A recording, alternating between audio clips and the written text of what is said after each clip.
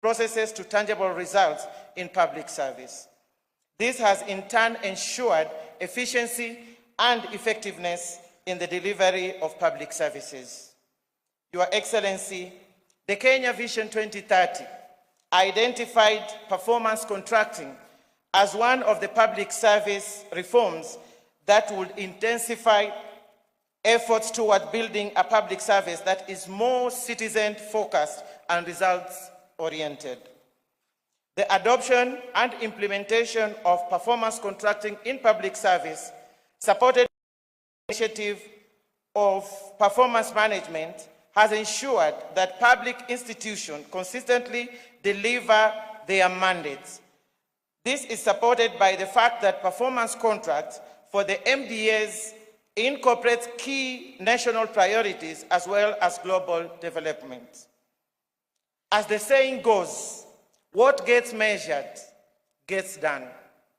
And the reverse is true. What does not get measured does not get done.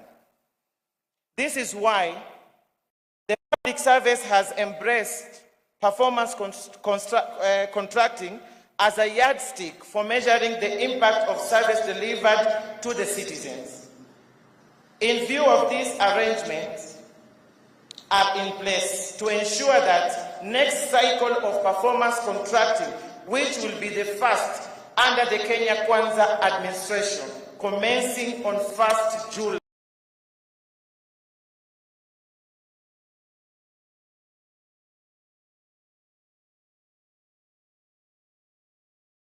Performance contracting guidelines have been reviewed, commitments agreed upon during the cabinet retreat held at the beginning of the year. Your Excellency, na wadau wote, kazi imeanza. Na nikimnukuu Rais wa Jamhuri ya Kenya, Rais William Ruto, kwa maneno akisema, kuna kazi imepata mtu na mtu amepata kazi. So tafakari hilo. Your Excellency, with those few remarks, it is now my humble duty to invite the Prime Cabinet Secretary and the host today, Honorable Musalia Mudavadi, to make his remarks. Asanteni sana.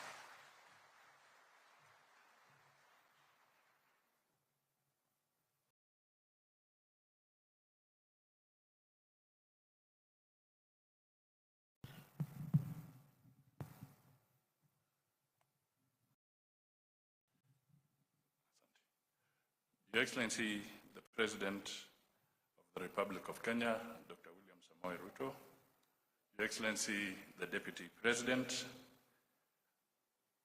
Honorable Rigathi Gachagua, my colleague Cabinet Secretaries, Members of Parliament, Members of the Judiciary, Principal Secretaries, representatives of the Council of Governors,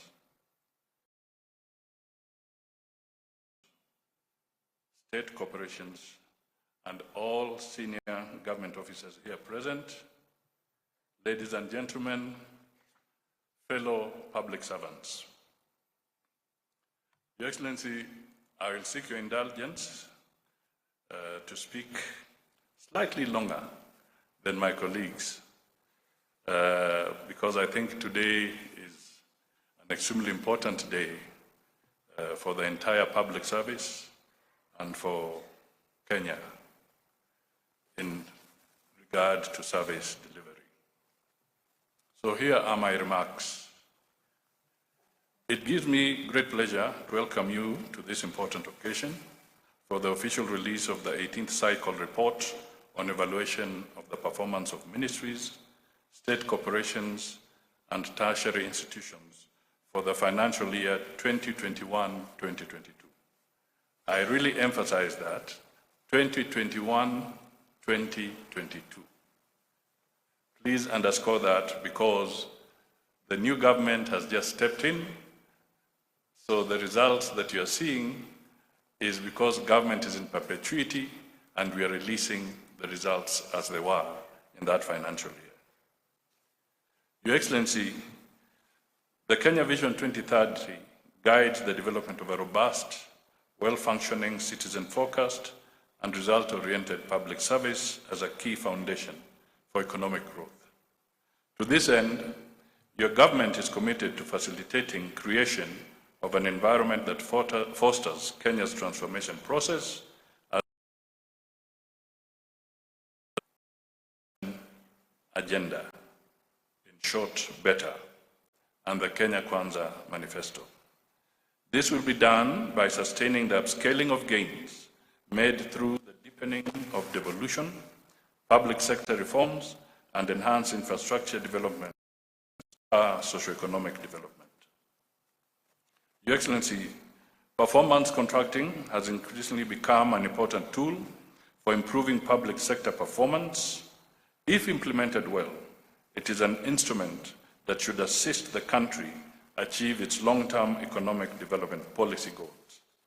To this extent, performance contracting has been embedded in the public service for 19 years now and codified through the Public Service Commission Performance Management Regulations of 2021 as a means of managing performance in the public service.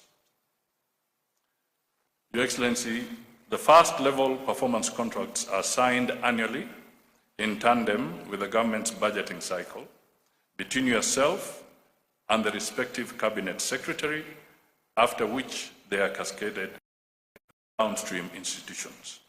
So in a few weeks' time, we shall be signing performance contracts with you.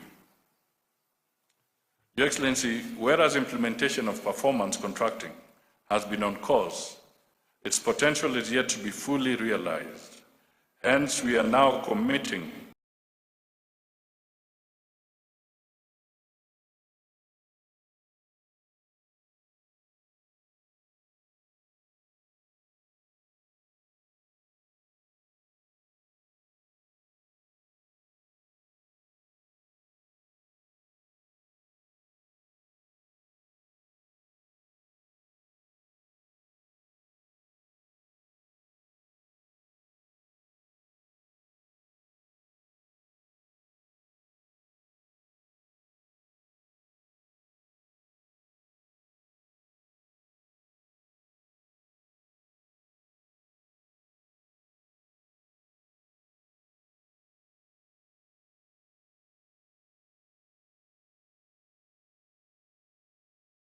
that all public servants are working towards the common good of the country. Invariably, performance of the public service must then be integral in driving the economic transformation agenda as an offshoot in realizing the Kenya Vision 2030 that seeks to transform Kenya into a globally competitive, prosperous country. But we are 7 years short of Kenya Vision 2030. A conversation around Kenya's Vision 2063, when Kenya turns 100 years old, must begin. Meanwhile, the rallying call in performance contracting, as Aisha has said, is what gets measured, gets done. Adoption of performance contracts ought to establish uniformity, consistency, and objectivity in measuring public service performance.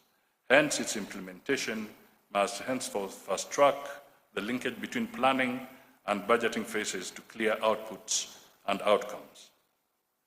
Your Excellency, upon implementation of performance contracts in the public service in 2004, economic growth rose to a record 7.1% in 2007,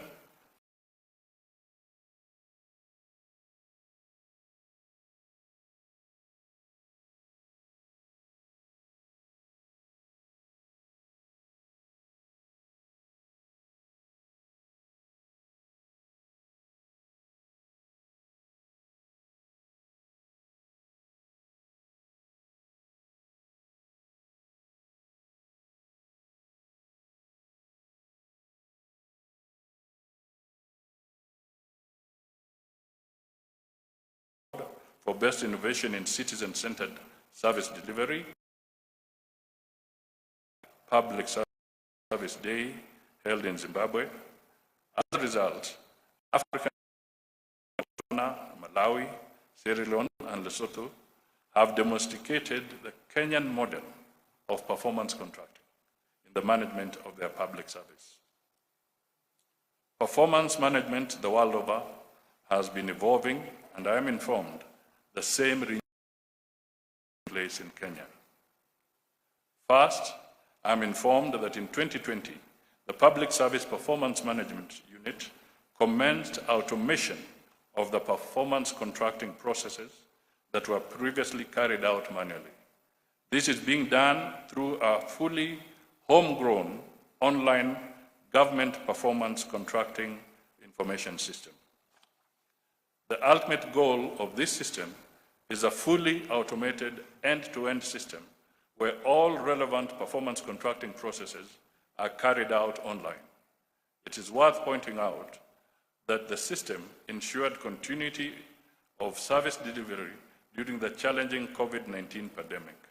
Hence, the GPCIS should be emulated by other efforts to automate service delivery.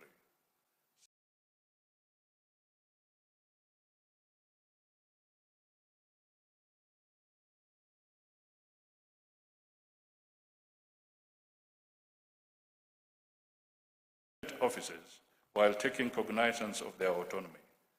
Its rollout will re-engineer the organizational, operational, and institutional framework for guiding performance management services in Kenya's public service. Thirdly, my office is in the process of developing a public service performance management bill, which will be the overarching law to fully anchor the performance management function in the entire public service institution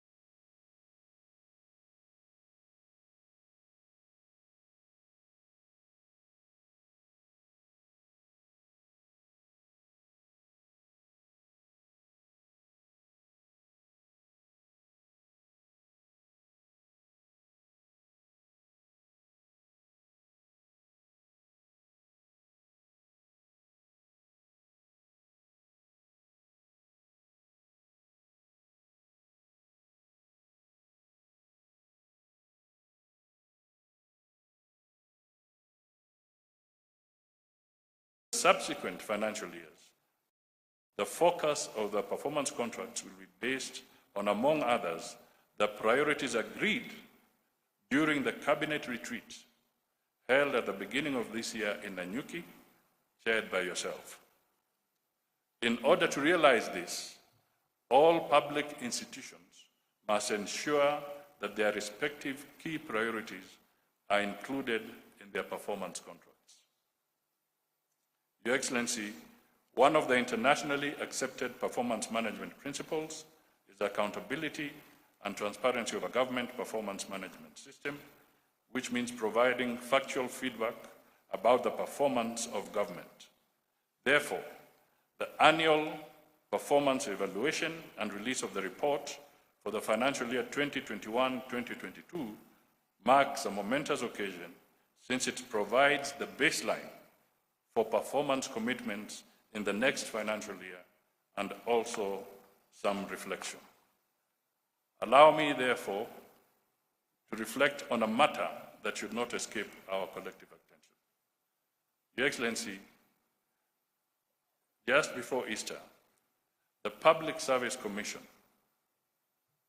2021-2022 annual report indicts ministries, departments, and agencies for incurring colossal financial penalties through court awards because of failure to honor contractual obligations. The Public Service Commission reveals that most losses are occasioned when state entities enter into contracts without adequate budgeted and approved funding. Common breach of contracts begs the questions: do frequent breaches of contracts arise out of inept due diligence or sheer negligence by MDAs? Do staff in procuring entities understand procurement laws and that it is their responsibility to ensure contractors fulfill their obligations and that government receives the goods and services it paid for? Or should we conclude they know the rules but choose to ignore them for our benefit? The legal framework for public procurement is set out in Article 227 of the Constitution of Kenya 2010, and in several sections of the Public Finance Management Act, number 18 of 2012, and the Public Procurement and Asset Disposal Act of 2015. Your Excellency, public resources are not infinite. Constant losses cannot be entertained. Under Section 44 of Public Procurement and Asset Disposal Act of 2015, accounting officers take responsibility for failure to ensure procurement is within approved budgets and procurement plans. Indeed, that section requires provisions of Section 68 of the Financial Management Act.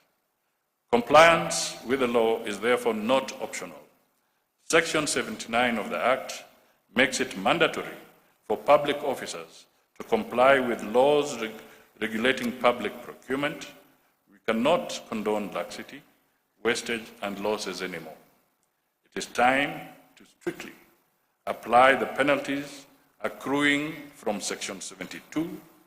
Accounting officers failing to manage public assets to achieve value for money will henceforth be penalized.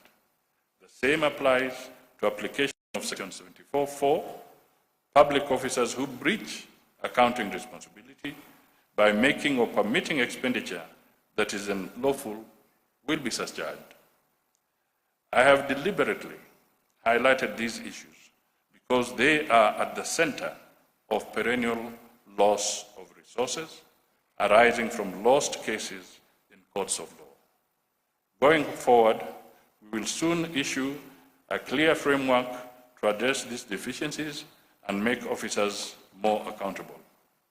Your Excellency, in order to fulfill the commitments made to our people, it is paramount that the whole public service honestly puts to practice the tried and time-tested result-based performance. To ensure that this is done, my office will ensure compliance with the annual performance contracting cycle timelines. This is besides holding quarterly meetings with principal secretaries to monitor achievements of agreed performance targets. In this context, a motivated human service resource remains core to performance management and service delivery.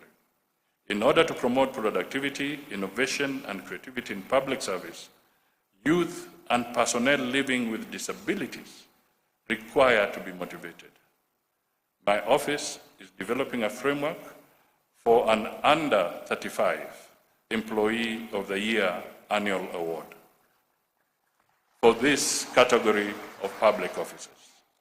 The award may be in the form of promotion and scholarships for such employees who demonstrate commitment and excellence in performance, innovation, and creativity that translates to effective public service delivery. This award will also enhance the visibility of target employees who exhibit high leadership growth potential across the public service.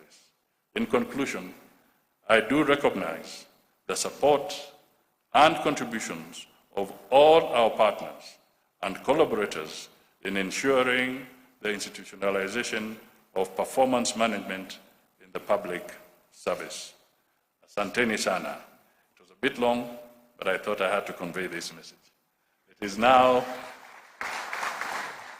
my singular pleasure to invite His His Excellency the Deputy President, Mheshimiwa Rigathi Gachagua, to come forward, make his remarks, and invite His Excellency the President.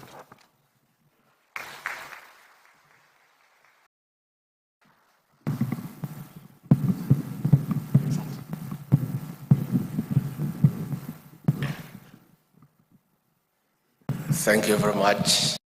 Your Excellency, the President of the Republic of Kenya and Commander-in-Chief of our Defense Forces, Dr. William Ruto, the Prime Cabinet Secretary, Honorable Musalia Mudavadi, all Cabinet Secretaries present, the Head of the Public Service and Chief of Staff, Principal Secretaries, senior government officials, good morning or afternoon.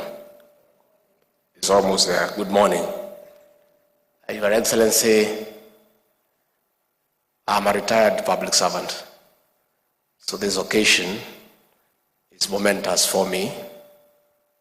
But you know, nowadays, I don't want to speak much. When the characters who try to stop my boss from working keep off, I also keep quiet. And therefore, we are happy, Your Excellency, you have the latitude to steer this country into economic prosperity.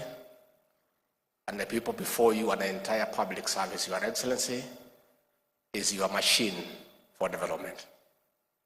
Your Excellency, a vibrant, motivated public service is good for the economy of this country. A motivated and vibrant public service is good for the country.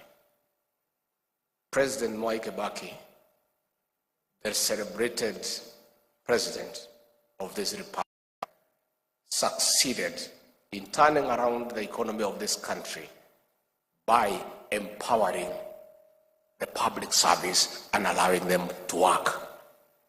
Your Excellency, since you came to the office, you have dignified the public service. Before you took over, Your Excellency, the public service was demoralized. They were demeaned and treated like outcasts.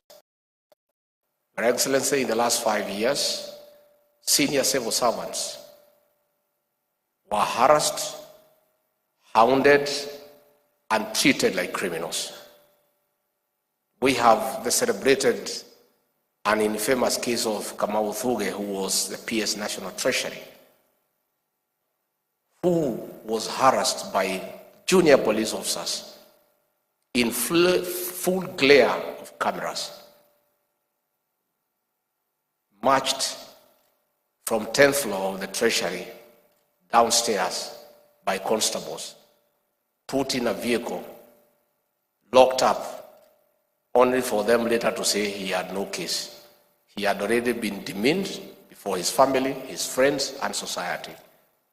Your Excellency, we want to commend you for affirming that senior public servants need to be handled with the dignity and decorum. We are not saying by any means that investigative agencies where there are issues of impropriety, of mismanagement, of misappropriation should not do their work. All we are saying is that before you can conclude that somebody has done something wrong, protect his or her dignity. Because these public servants have families, they have friends, they have people they go to church with, and it is wrong to humiliate them and treat them unfairly before you have a case against them.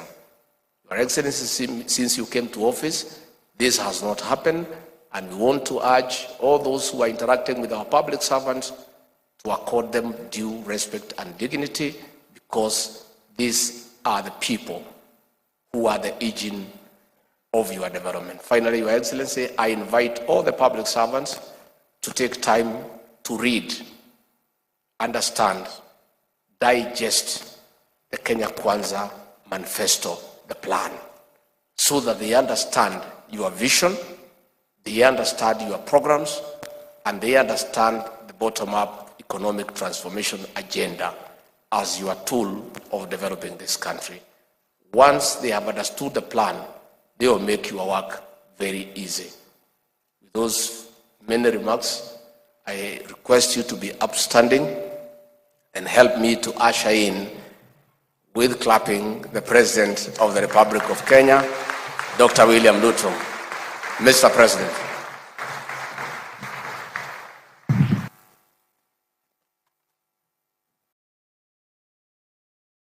Thank you very much, Mr. Deputy President. Let's take our seats. Thank you very much.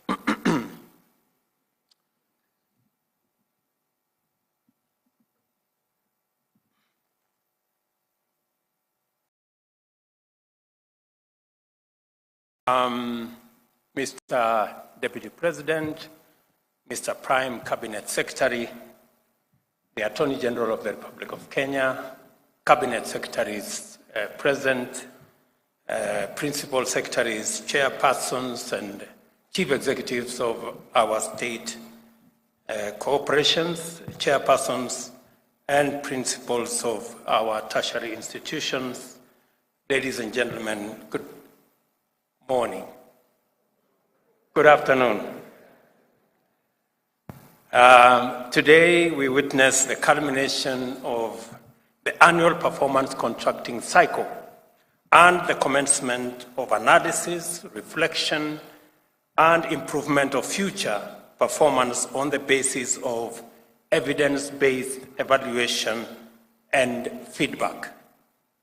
Although the performance management framework is now in the 19th annual cycle, it is important to note that it emphatically and systematically incorporates, articulates, and enforces the values and principles of public service as laid down in Article 232 of the Constitution of Kenya, and thereby enables the public service to become the foremost champion of the national values and principles of governance set out in Article 10 of our Constitution.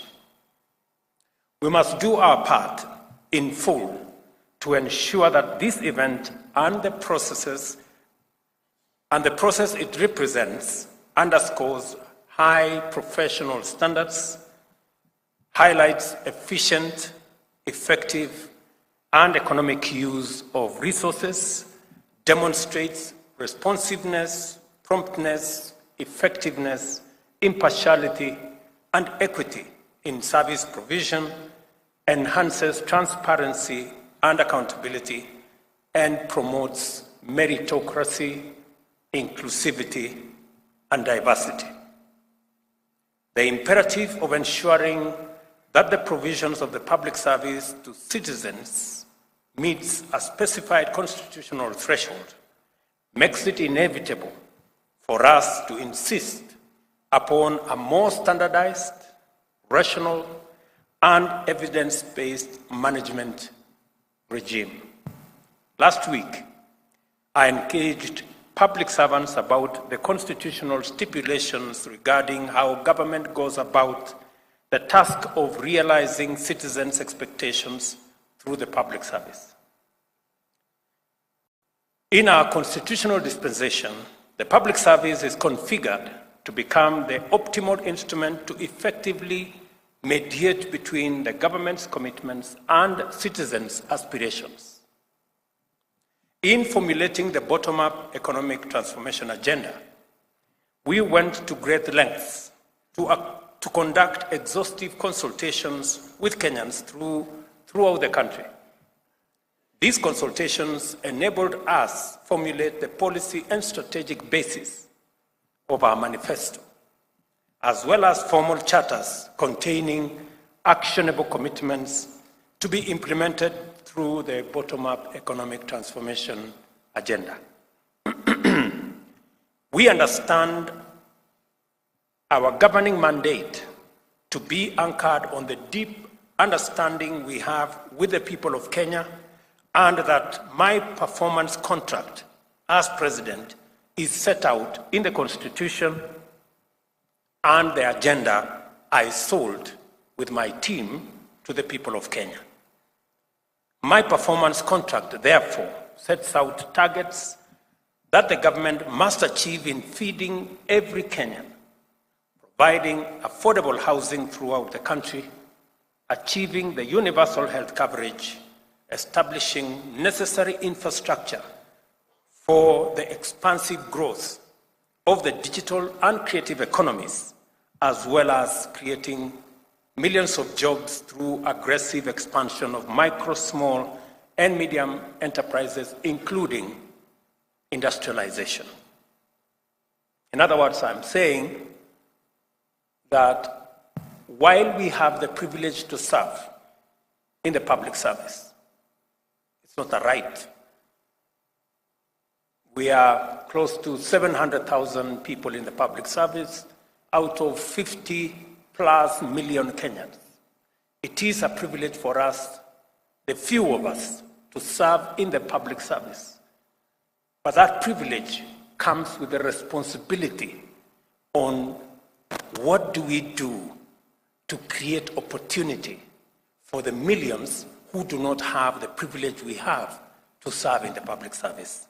What is it that we are going to do so that they too can have an opportunity to work, to get a job, to do a business, and to go about their lives as the rest of us are doing?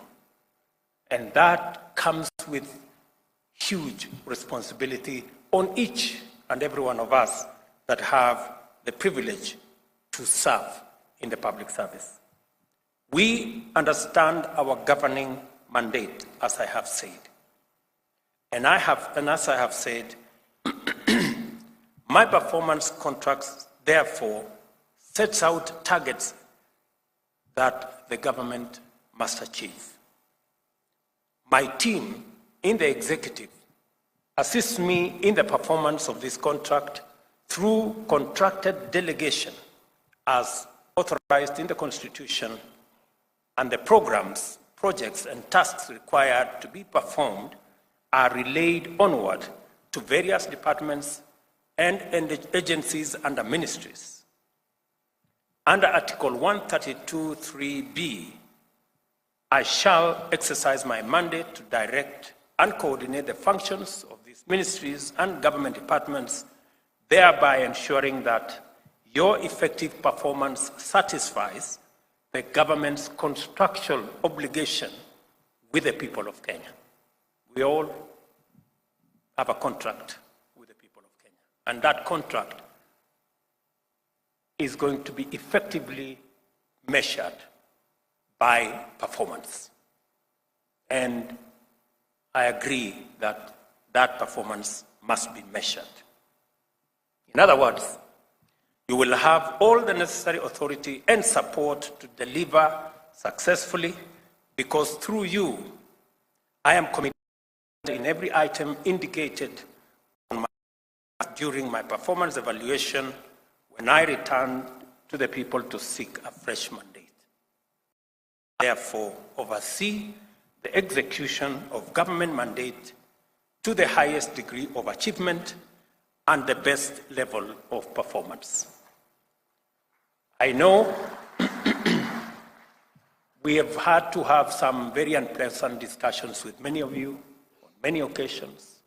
I've had to make telephone calls, we've had to engage in various ways. We've had sometimes very interesting conversations, and I must commend many public servants who put in their very best. And I see it, and we witness it, and the people of Kenya feel it. I know that we've also had occasions when we haven't quite been in very good terms. And we've had to, do what we have to do. Let me give you maybe a few examples. I must commend the partnership between the ministry responsible for the Hustler Fund. In a record 3 months, we were able to put together with the private sector. I must commend the CEO of Safaricom, the CEO of Airtel, the CEO of Telecom Kenya. They came through, sat on a table with us, and in a record 90 days, we had a product that today 7 million Kenyans are borrowing every day and repay. We have a product that has given us the opportunity to lend 26 billion shillings in a record 5 months. We have saved close to 1.3 billion, and we have 7 million Kenyans borrowing daily on that platform. I know many people have asked me, especially those of us in the political class, that how can we have such a successful product and we are not making enough political, noise around it so that people know it is happening. I want to tell you, relax. 7 million Kenyans know what that program is doing to them. Let me also, in a very special way, just commend some of our performers. My economic advisor, David Ndi, Mohammed Hassan, Davis Chirchir, and the young man at EPRA, those 4 gentlemen have done something phenomenal in our country. They have managed to put together a program that has taken us away from looking for $500 million every month to buy our fuel needs, which was slowly snowballing into a crisis. Today, as a country, we can buy fuel in Kenya shillings, something that many people never thought it would be possible. Again, I want to commend these good people. And let me tell you that from this month of April, all our fuel marketers and all the people in that space, they will be able to buy our products, fuel products, in Kenya shillings. And it will remove pressure on our dollars. In fact, in the next 1 month or so, you will see dollars coming down, the exchange rate coming down in a very phenomenal way. In fact, in my estimation, in the next couple of months, the exchange rate will come below 120 shillings. Maybe 115, you never know. So, and these are outstanding actions of public servants who are contributing towards what our citizens are expecting. Let me also, commend one lady. I don't know whether Pamela Mutua is here, of KNTC. I don't know whether she's here. That lady, for her in absence, because we are managing a situation in the country where we have to supply food relief to citizens across the country. And we have to buy these items from or the private sector and other players. As I was, working with this lady on fertilizer and telling her we must bring down the prices, I was telling her we must bring down the prices of how much we are buying the food items. In the course of doing all that, we have some not very good people, I must say this. We have some not very good people sitting somewhere in another ministry, a department called Public Works. And those people in a department, I don't know, called Materials Department or something, Supplies Department, the people in that supplies place, they were busy increasing the price of commodities. Imagine, in the middle of a food crisis, somebody is sitting in a public office and, negotiating himself and, trying to take advantage of a problem. And they were increasing the prices, imagine, of supply of some of these items. I don't know, rice was going up from 5,000 to 7,200. So this lady tells me, but Mr. President, why is the government telling us to increase the price at which we buy rice from 5,000 to 7,000? This is not the private sector telling us. It is people sitting in government. Those people in that department supplies. Tutawashtaki kwa Mungu.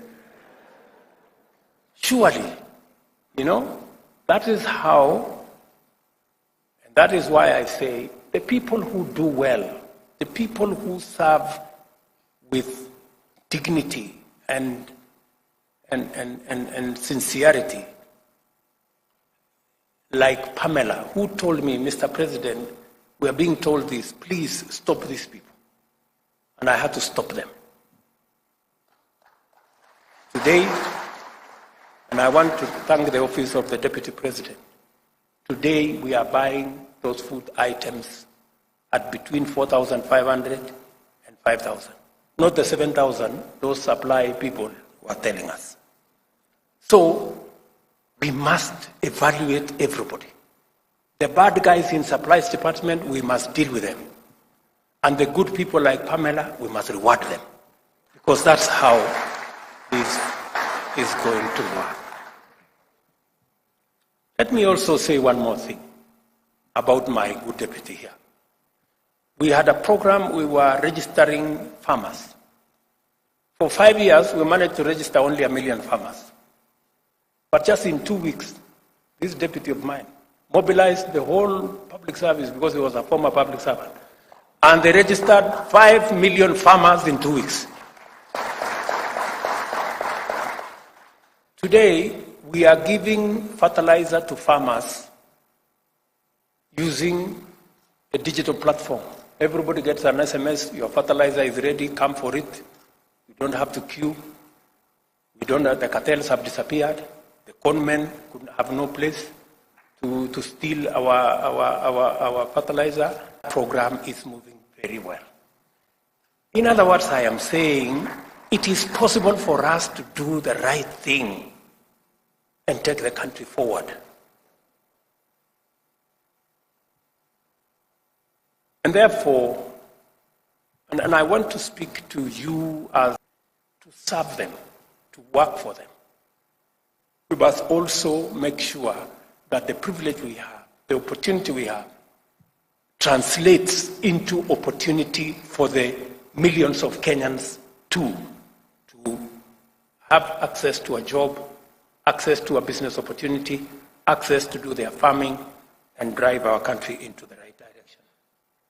Here is our opportunity to unbundle all the commitments in our agenda as determined in the high-level retreat in Nanyuki early this year, and to prepare to assign them for implementation to every department, all the way to every public servant.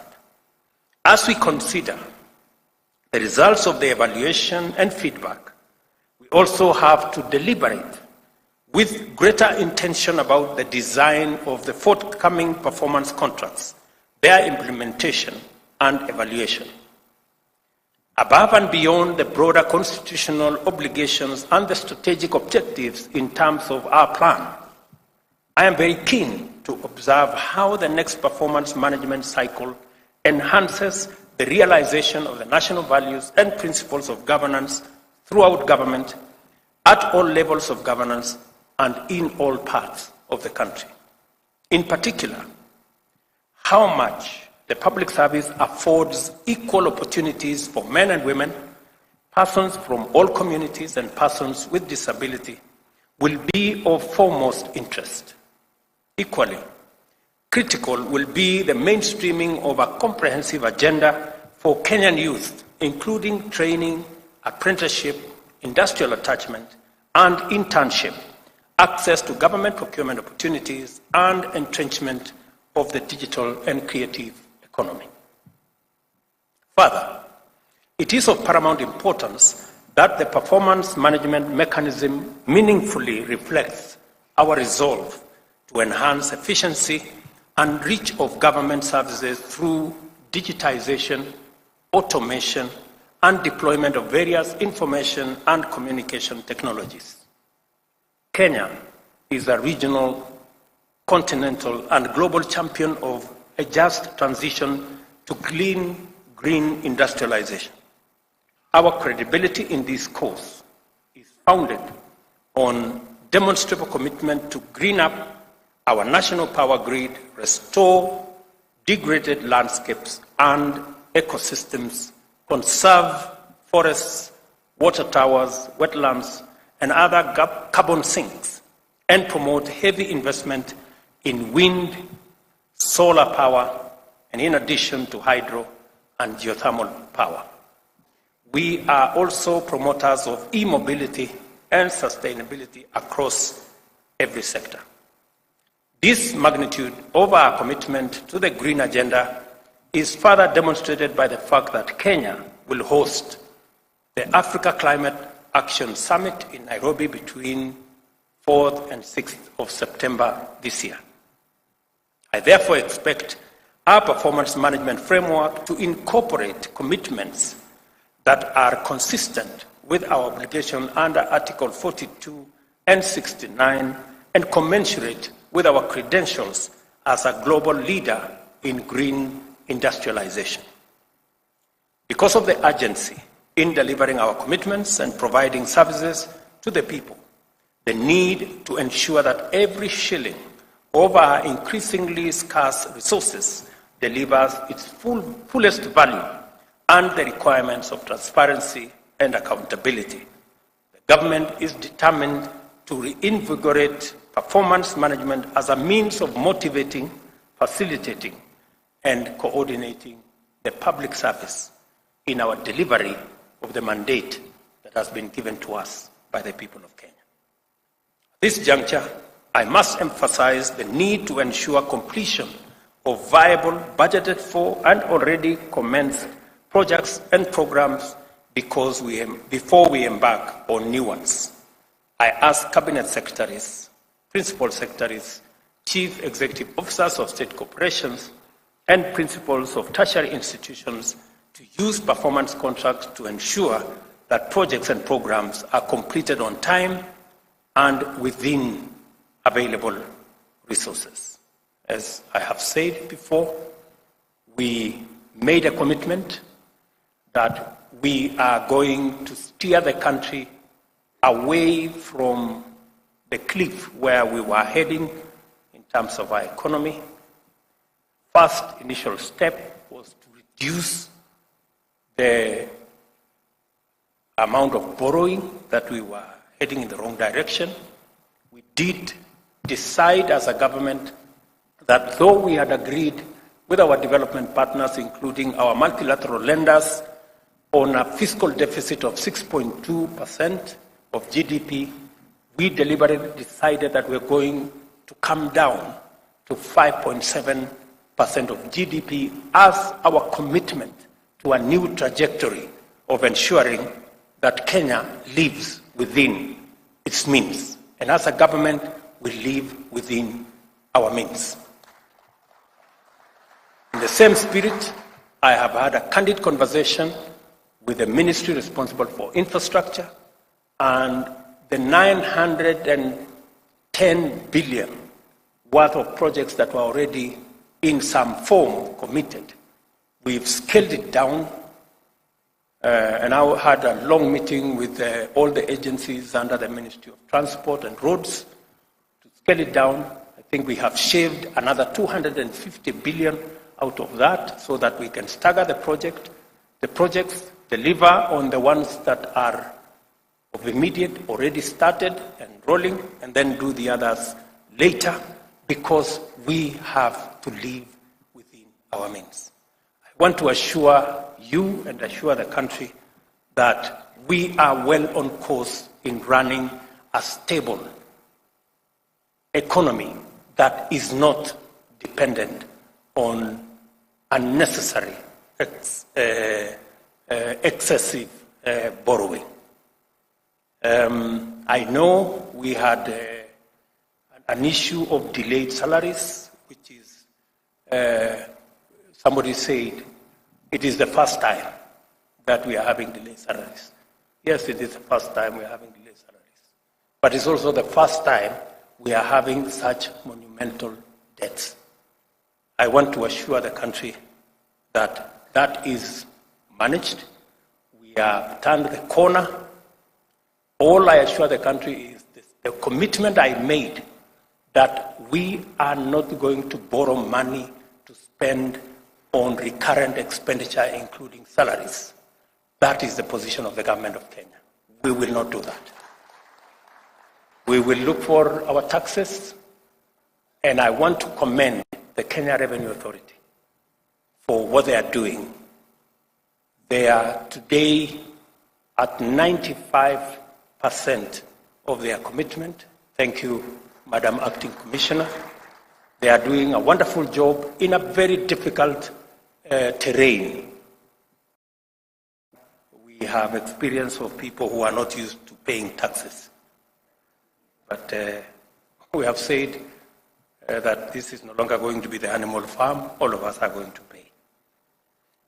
So again, let me say that that is now behind us. We are moving in the right direction, but to assure the country that we will not continue the old tradition of borrowing money to pay recurrent expenditure, to pay salaries.